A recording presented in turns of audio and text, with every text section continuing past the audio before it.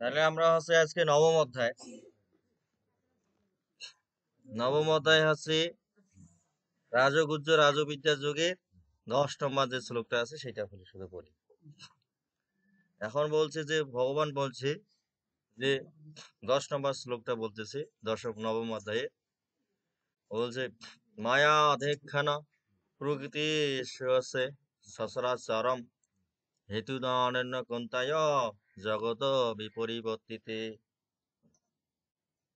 যে মায়া অধেক্ষণ প্রকৃতি সচরাচরম হেতু অনন্য কন্তায় জগত বিপরিবর্ততে।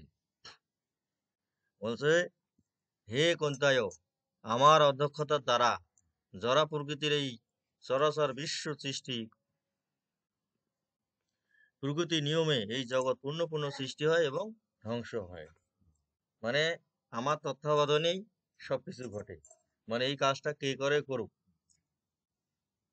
হ্যাঁ, এই সৃষ্টি এবং ধ্বংস এবং হচ্ছে এই জগতের যে পালন সবকিছু হচ্ছে আমার দ্বারাই হচ্ছে নিয়ন্ত্রিত হয়। মানে প্রত্যক্ষ ভাবে হোক বা পরোক্ষ ভাবে হোক, মানে সবকিছুই আমি হচ্ছে নিয়ন্ত্রণ করে থাকি। বলছে মায়া অদেক্ষান প্রকৃতি শ্রুতে সচরাচরম হেতু না অনন্য কন্তায় জগত বিপরিবর্তিতে। মানে আমরা হচ্ছে ওই যে দরখাস্তের কথা বলি না, যে বরাবর হচ্ছে যদি আমরা হচ্ছে প্রধানমন্ত্রী রাষ্ট্রপতি বরাবরও যদি লিখি, প্রথমে লিখি রাষ্ট্রপতি বরাবরই, কিন্তু এইদিকে যথাযথ কর্তৃপক্ষের মাধ্যমেই কাজ সম্পন্ন হয়ে যায়। তারপরও হচ্ছে এই যে বিভিন্ন যে অফিসের যে স্মারক নম্বর পড়ে না, কিন্তু স্মারক নম্বরে দেখবে যে রাষ্ট্রপতি হচ্ছে ওই কাগজে কোনোদিন সিগনেচার করে নাই, তারপর লেখা যে রাষ্ট্রপতির সম্মতিক্রমে। নিচে যে গেজেটটা প্রকাশ হয়, যে হচ্ছে মনে আছে মহাপরিচালক, হ্যাঁ, তাইলে ভগবান হচ্ছে কি সবসময় হচ্ছে কি নিরপেক্ষ ভাবে কাজ করে থাকে। কারণ হচ্ছে এই বিভিন্ন মাধ্যমে ইনি কাজ করার কারণ কি, ভগবান হচ্ছে কি অকর্তা, অকর্তা না, যাতে ওনার উপর হচ্ছে কোনো দোষ না পড়ে, বুঝলেন না? মানে ভগবান সবসময় অকর্তা, মানে উনি হচ্ছে সরাসরি কোনো কাজ করেন না। মানে সরাসরি কাজ করলে তো ভগবানের উপর হচ্ছে দোষ পড়বে। সেই জন্য হচ্ছে যত প্রকার হচ্ছে কর্মকাণ্ড হচ্ছে সম্পাদিত হয়, কোনো কর্মকাণ্ডের হচ্ছে দোষ ভগবানের উপর পড়ে না, এবং হচ্ছে ভগবানকে কেউ হচ্ছে দোষারোপ করে না। এই জন্যে যদি মৃত্যুবরণ করা যায়, দোষটা যা পড়ে আছে জমের উপর যা পড়ে, বলতে যে এক জমে ধরে চলে গেছে না। মানে তারপরে আছে ধরেন আছে, মানে কারো হচ্ছে ইয়ে হলো যে মানে এক ওই মাসানে ইয়া করছে, কালী ঠাকুর দোষ পেয়েছে, মানসার দোষ পেয়েছে, বলে না, জ্বর কাশ, এই যে মানে যে কোনো একটা দোষ, তারপর বলবে যে কিডনি দুটো হয়েছে সেই জন্য মারা গেছে না। মানে ওকে যে ভগবানের যে নিয়ে গেছে, এই কথাটা কিন্তু কেউ বলে না, বলতে চায় না, মানে স্বীকার করে না। মানে সুস্থ অবস্থায় ওইটা বলে, কিন্তু অসুস্থ অবস্থায় ওই পরিবারের লোকজন কেউ হচ্ছে স্বীকার করে না।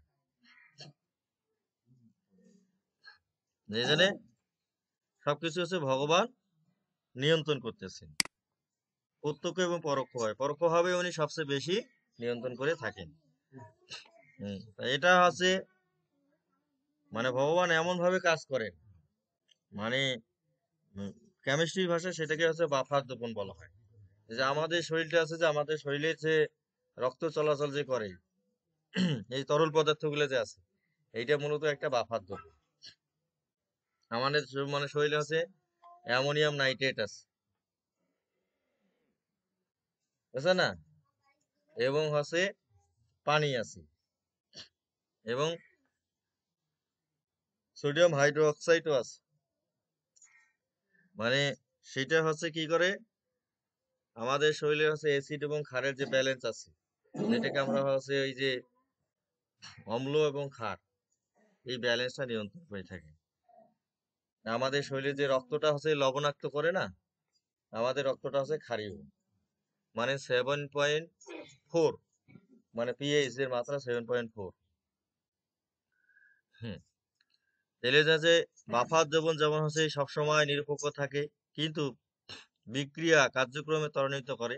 সৃষ্টিকর্তা তেমনই একজন অধ্যক্ষ, যে অ্যামোনিয়াম হাইড্রোক্সাইড এবং অ্যামোনিয়াম ক্লোরাইড এর দ্রবণ ক্ষারীয় বাফারের একটি উৎকৃষ্ট উদাহরণ। এ দ্রবণের সমাবস্থায় সোডিয়াম, অ্যামোনিয়াম ক্লোরাইড ও হাইড্রোক্সাইড আয়নে উপস্থিত। এখন এই দ্রবণে হাইড্রোজেন আয়ন যোগ করলে তা হাইড্রোক্সিল আয়নের সাথে বিক্রিয়া করে প্রশমিত হয় এবং স্বাভাবিক অবস্থায় মানুষের রক্তের পিএইচ হচ্ছে 7.4 বা 4.7। তবে রক্তের পিএইচ কোনো কারণে 0.5 এর বেশি পরিবর্তিত হলে জীবন সংকটাপন্ন হয়।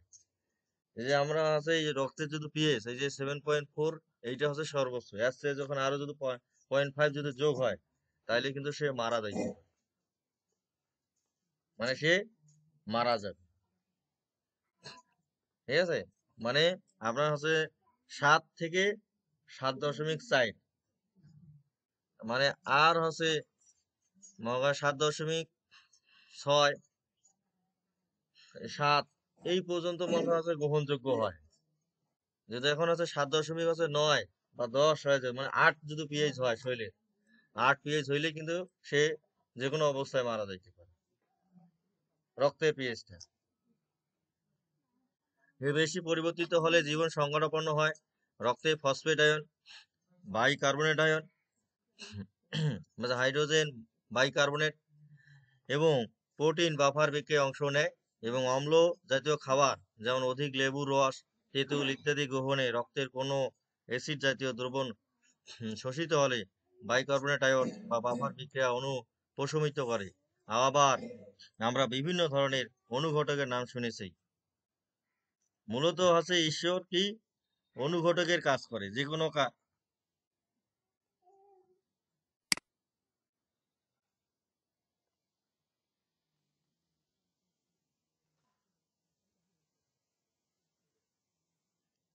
অনুঘটক আছে 4 ধরনের অনুঘটক আছে: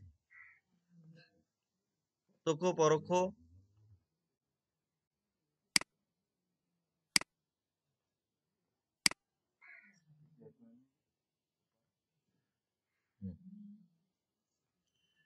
যে সমসত্ব, অসমসত্ব। যেমন আছে আমাদের অনুঘটক গুলো হচ্ছে